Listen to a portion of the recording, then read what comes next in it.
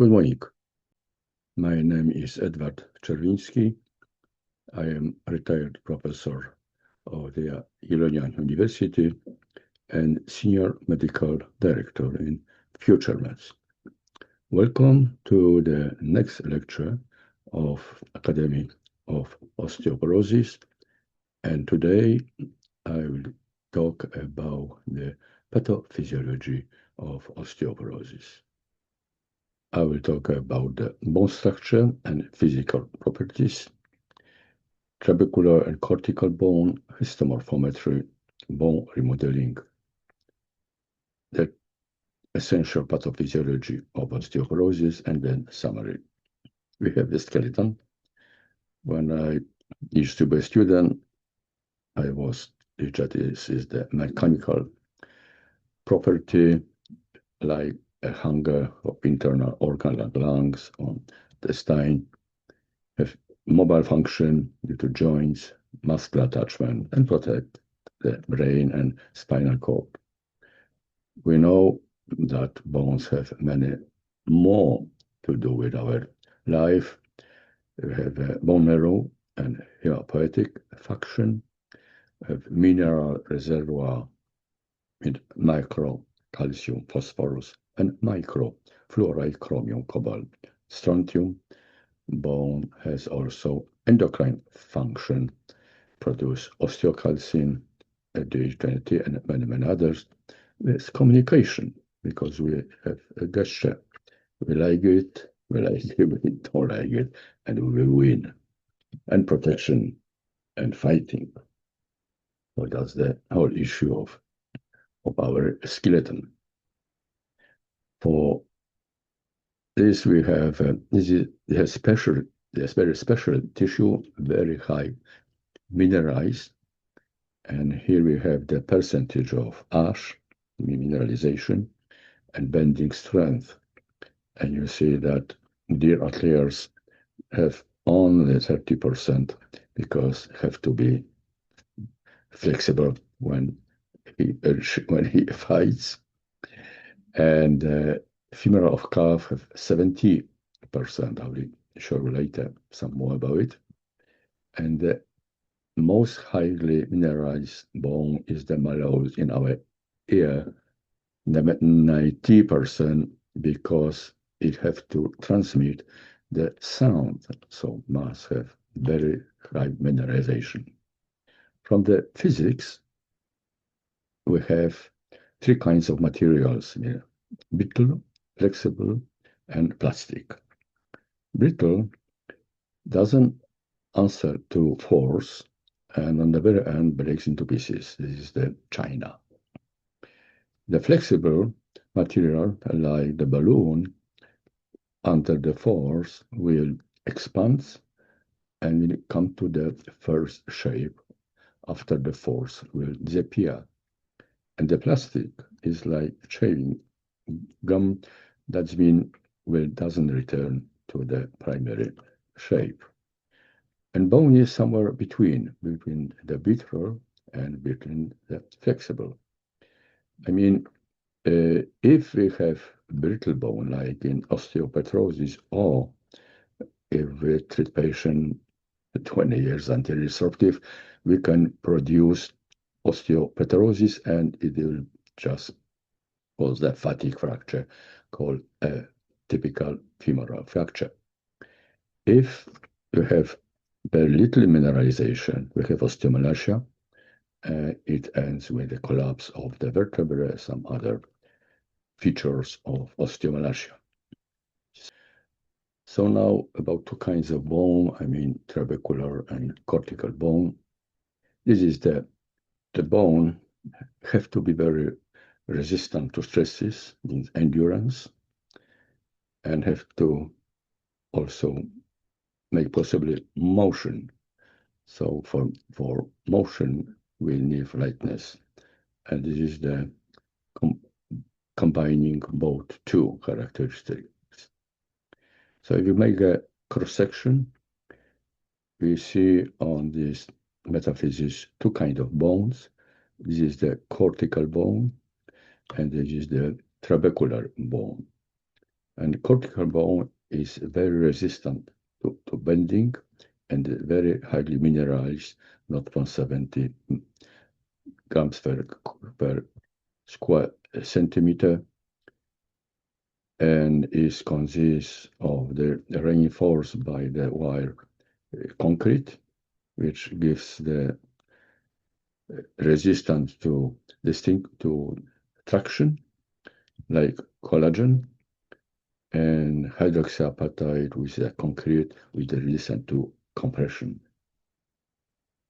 And here's the trabecular bone, very poorly mineralized, not 0.26, but have another issue is we have bone marrow. The bone trabecular and cortical bone are in every point of the skeleton in various parts. In total amount, trabecular bone consists of 20% of the total bone mass. We have a vertebrate trabecular bone and some cortical, the same in the proximal femur. And cortical bone is highly mineralized and it mostly is in our long bones, forearm, arm, femur, and lower leg. If we take the bone to the microscope, here we have the trabecular bone, and you see that there is very little of bone there. There is the so-called trabeculae, or not trabeculae. And here is the bone marrow. And quite different situation is the cortical bone, the central vessel, and so-called Haversian system. And here are the osteophytes.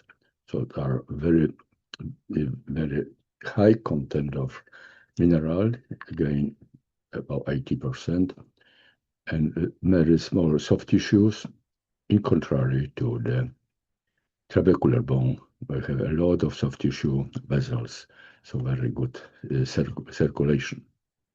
In fact, the trabecular bone is a false, because if you take a kitchen sponge and if we cut it with a blade, as I did it, so on the cross section, you really see trabecular. So this is why the whole literature is calling trabecular and cortical bone. So I did as well.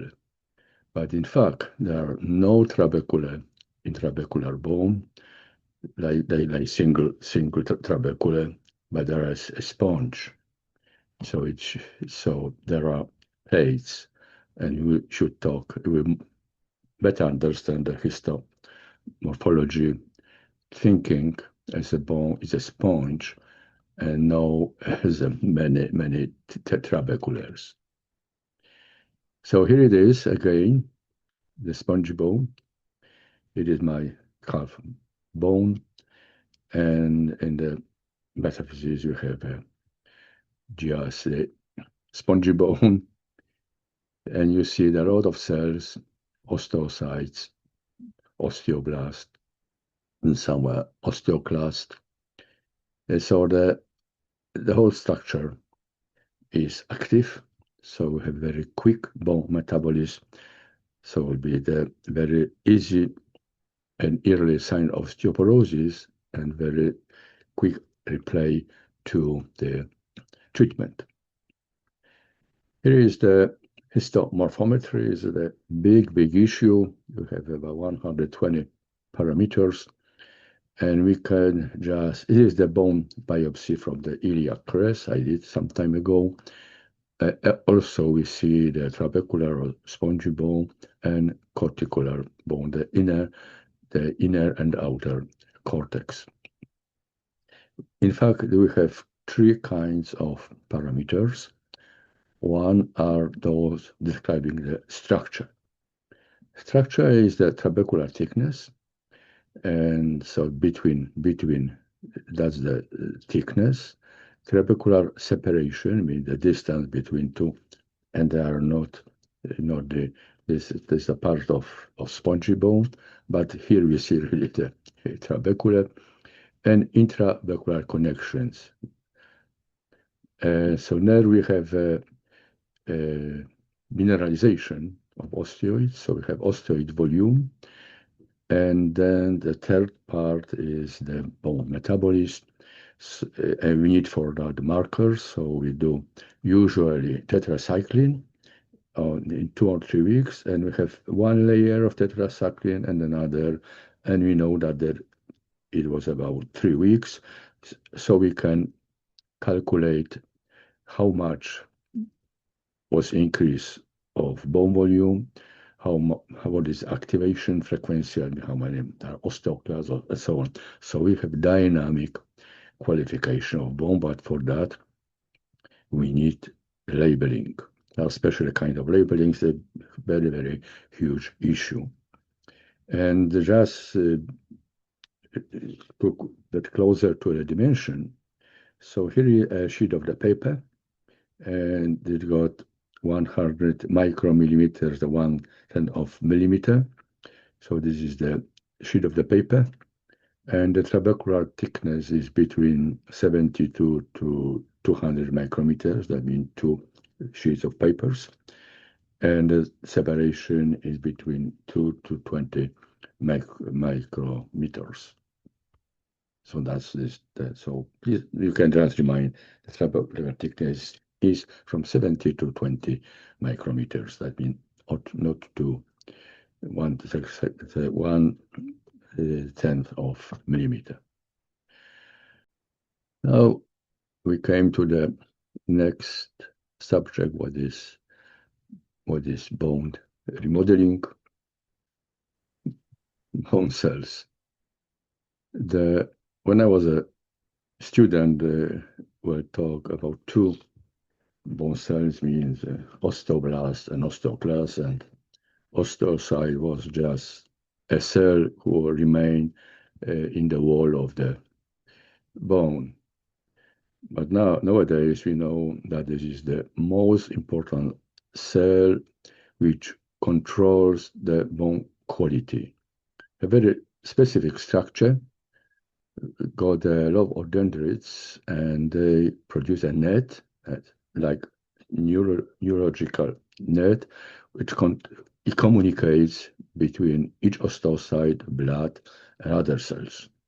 It calls the orchestra conductor and controls bone formation, angiogenesis, and is producing cytokines, also among is sclerostin. Osteoblast is the cell which forms bone. It is very, very short, only 3 months, and is also a small cell, produce osteocalcin, which is the hormone as well, controls mineralization, produce mineralization, and it produces RANKL ligand. And osteoclast lives only 2 weeks. Is just as a soldier who does his work and die. Is only 1% of cells, is a huge cell, right? 100 micrometers, and is just resorbable. You may be misled by the literature, because in every bone section, the author talking about the treatment is producing the active phase of bone. So it's showing osteoclast, osteoblast, and osteocyte is nothing to show under the treatment of the histology. So here is the osteocytes in the hard bone, the cortical bone. Here's the central vessels, the Varsian system, and you see the net, but dendrites of osteocytes, and one of them goes to the blood vessels that knows about the calcium concentration, say, and they got a special sensor from the tension, so also knows where is a fatigue fracture or there is too less stresses. Those goes control remodeling, mineralization, calcium hemostasis, and this is the sensitive, like hydraulic system.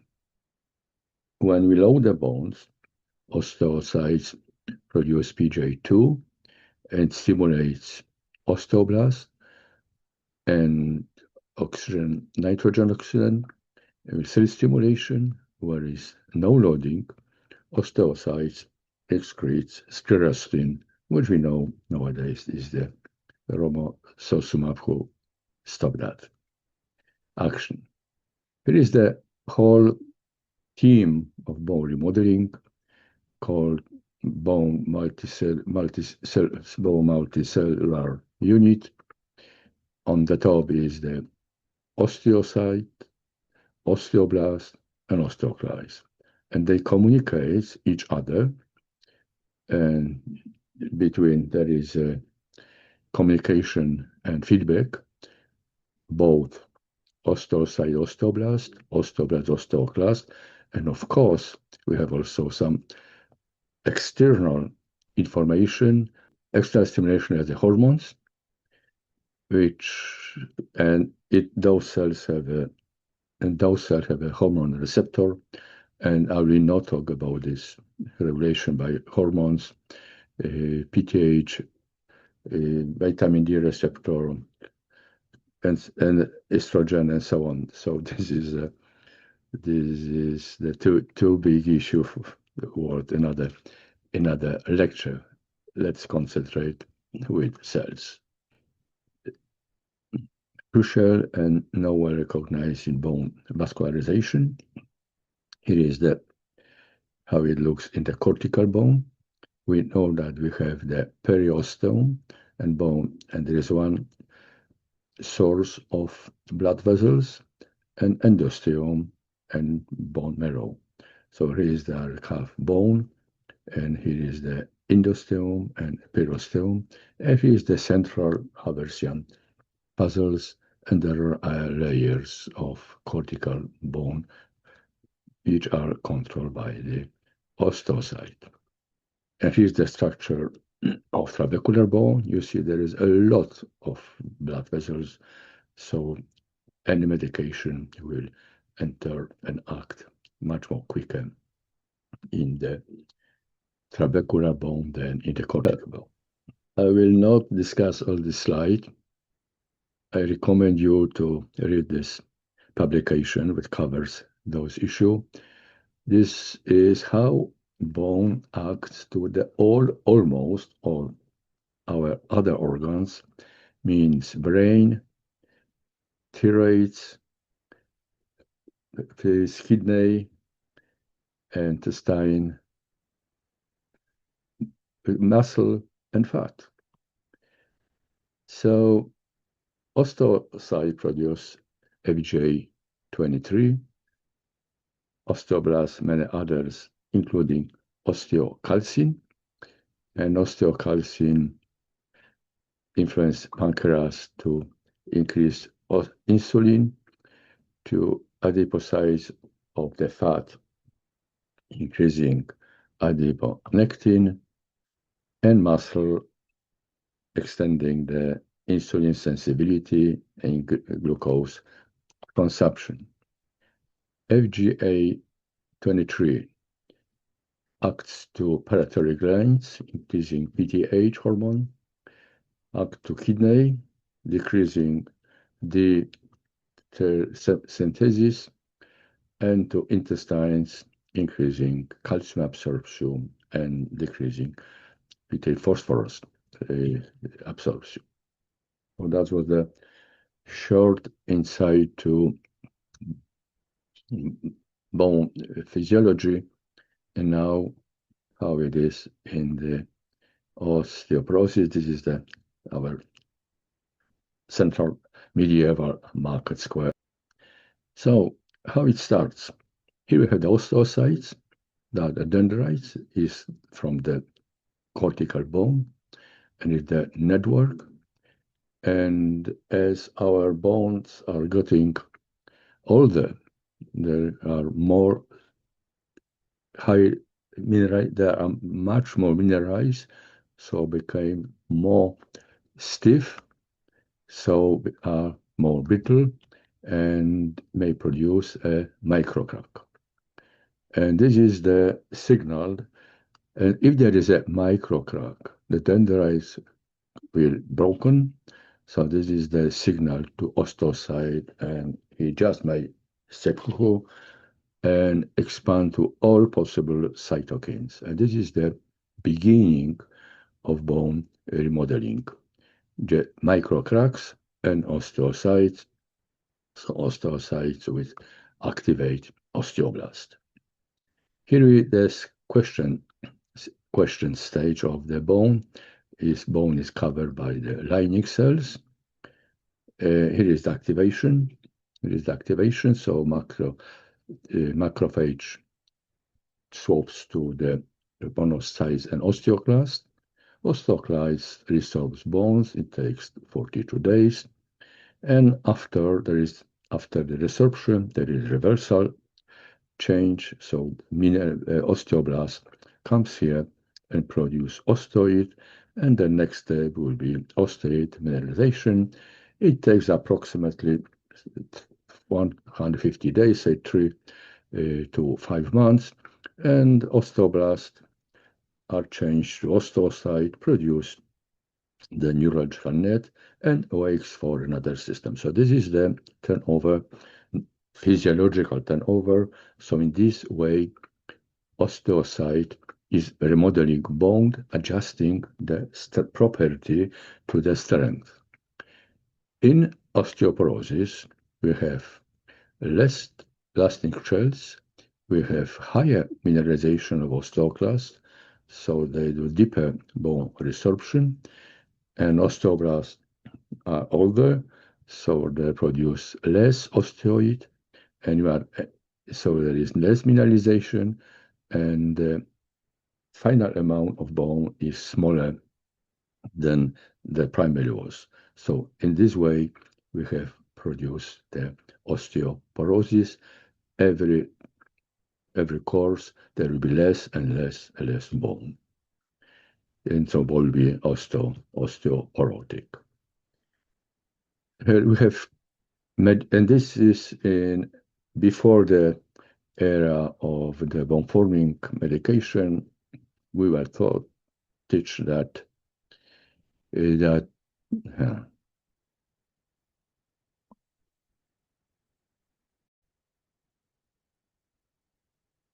for many years, we thought that the remodeling is the almost only way of adjusting the bone, and especially as we have medication like bisphosphonates and others, which stops osteoclast and reverse osteoporosis.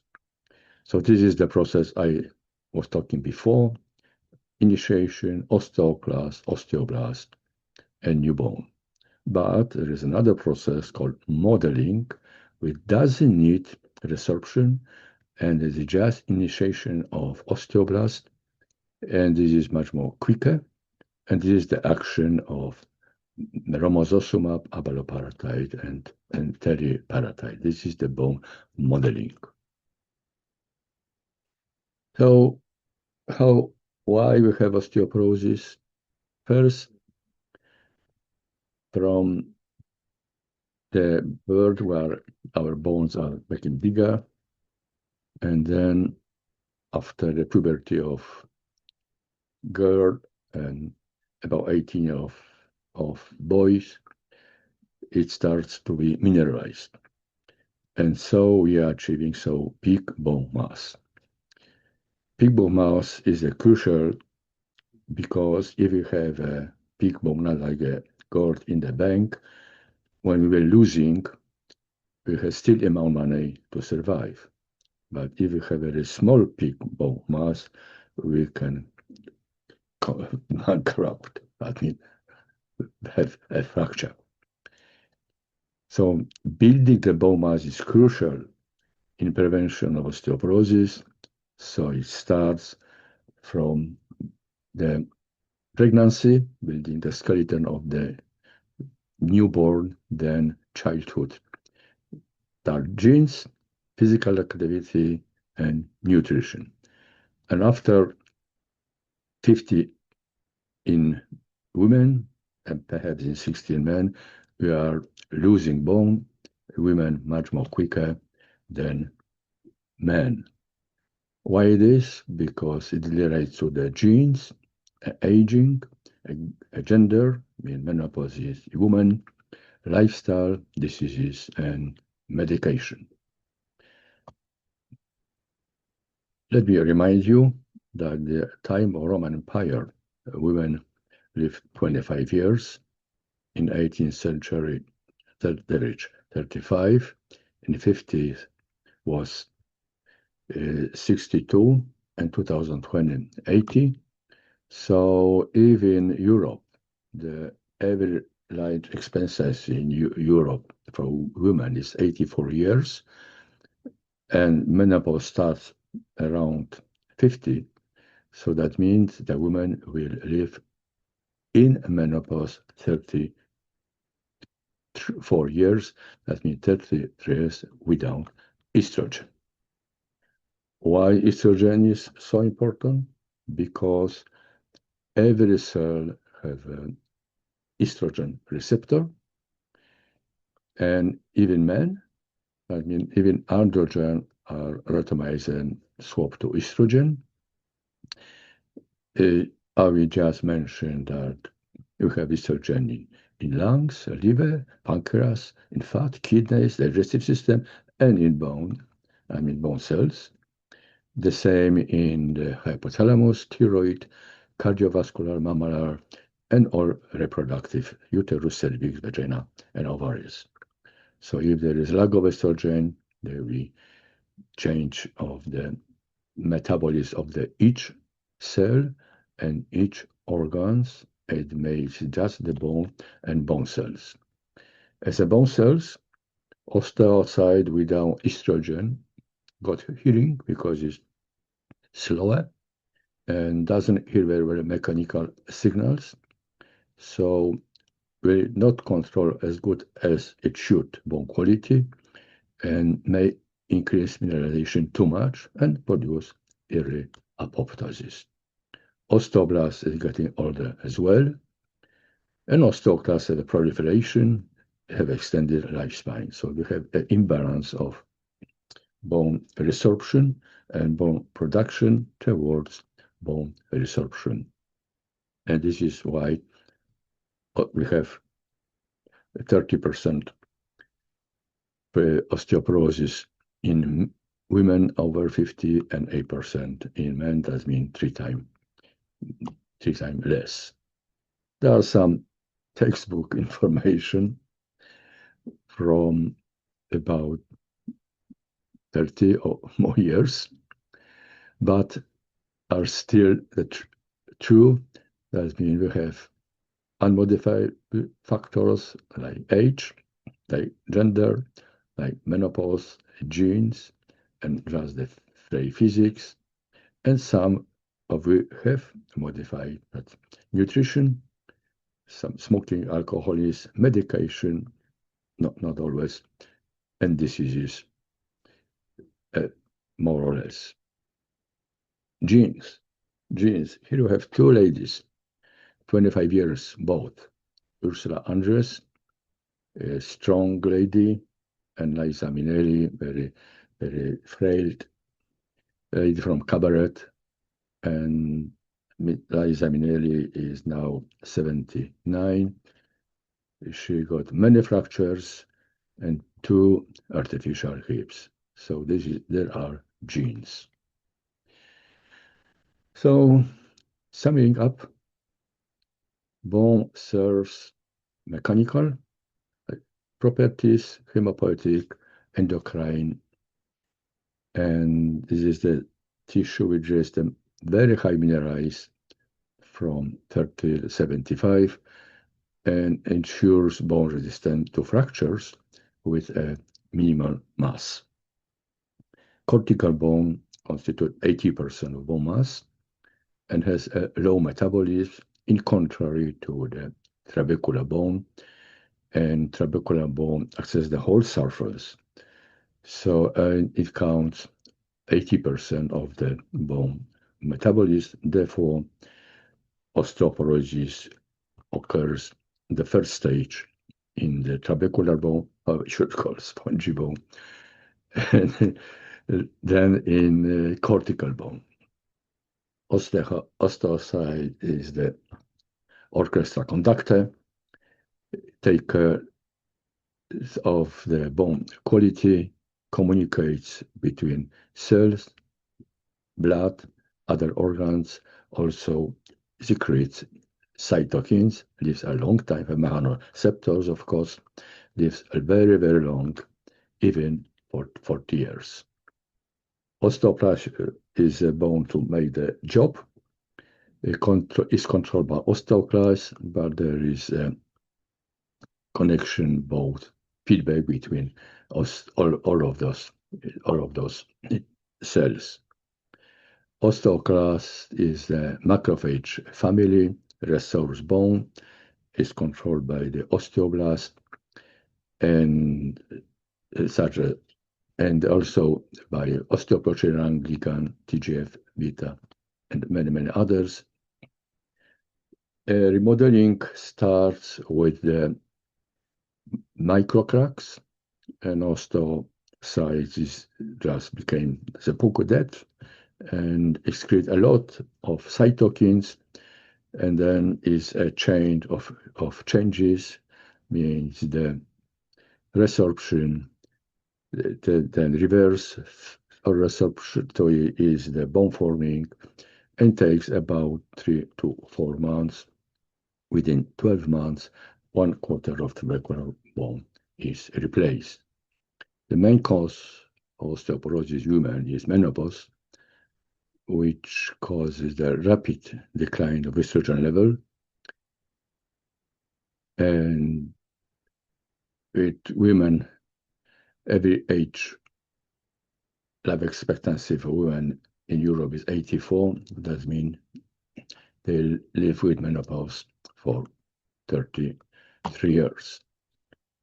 And estrogen receptors are almost in every cell, and that means every organ, directly on bone cells, and indirectly to the increasing resorption, and including fat, muscle, and almost every tissue.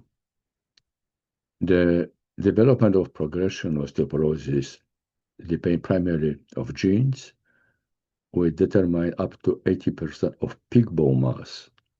So prevention of osteoporosis starts from the building peak bone mass, newborn and youngsters.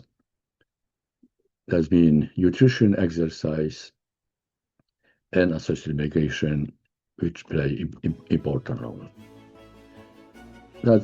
Thank you for your attention, and I invite you to the next lecture, and I hope you will like it. Thank you very much.